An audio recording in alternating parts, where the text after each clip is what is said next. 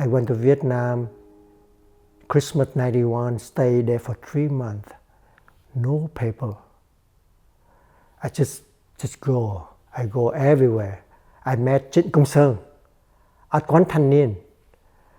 And then I learned everything interesting about Vietnamese culture. In Vietnamese culture, the famous people, the artists, the writer, they hang out. They have the hangout place.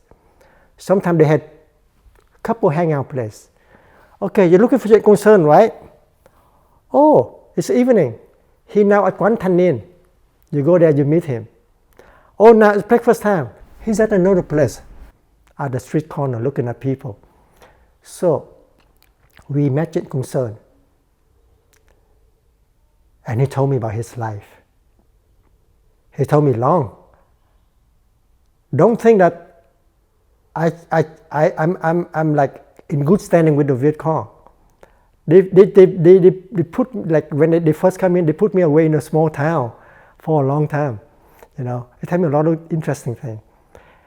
Nguyen Xuân cannot make any money from making music, even though he's very famous.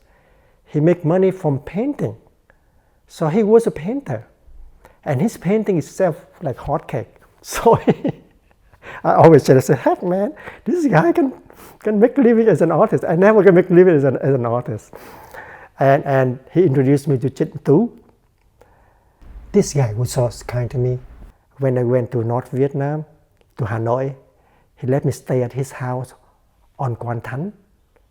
Took me around. I get to see Vịnh Hạ Long Bay for the first time. I get to see Sapa for the first time. I get to hear Hát Quan Họ for the first time. When you hear someone sing Quan Họ, not at the theater, at their house, it's a different experience. Amazing. That sound still like vibrate in my head. Amazing. So, and I lost touch with Trịnh Tú. So I had to get in touch with him again. But so many stories. And I was so scared when I get to Hanoi. That time I haven't get to know Trịnh Tú yet. I mean, haven't lived with him yet. I went to Hanoi, and everybody there, I would say a lot of them, maybe 1 out of 3 or 1 out of 5 were non-bộ đội. I was freaking out. I said, oh my God, Viet Congs everywhere. I was so freaking out. Later on, I found out that everyone have to join the army, and then they had that hat for free. So they all wear it. That's why they wear it, because it's free. But I was freaking out for the first 2 weeks or 3 weeks. And then I was so scared of going back to Vietnam, but after that trip, it changed me. Okay? Basically, I changed because you cannot say, I want to kill my enemy until you see their faces. You don't see their face, you kill them, you do it out of ignorance. When you see your enemy, and it's just like you, then you say, what the heck, man, I hate all these people all these years. I mean, I don't agree with them now, for sure, because I live here in America now. I love my right to vote.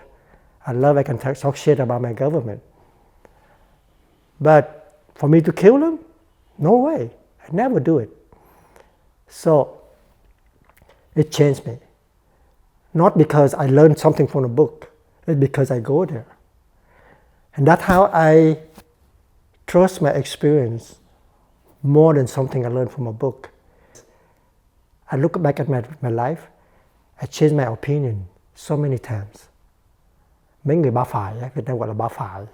I changed my experience, my thinking all the time. I used to hate Chinese. I learned from high school, middle school, elementary school, through my whole childhood. China invaded Vietnam so many thousand years. I hate Chinese. But then, when I came here, I learned about the 5 elements. I learned Taoism. And now my wife is Vietnamese Chinese. I say, oh, my thinking is wrong. My thinking is completely wrong. You know?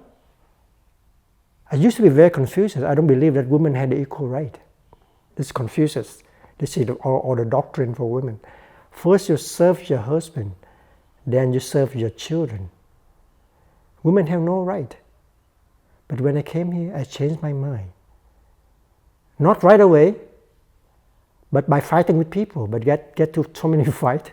My wife like getting so many fights with me. But now I said, right, you're right. You cannot treat women like second class. Thank you for watching. Hi, my name is Nguyen, the director of Forever Spring. This project aims to build a public conversations about mental health and intergenerational trauma caused by war. We are still seeking funding to complete the film, so please consider donating. Every contribution, whether small or large, makes a difference. You can click the link below to make your contribution today. Thank you for your support and your generosity.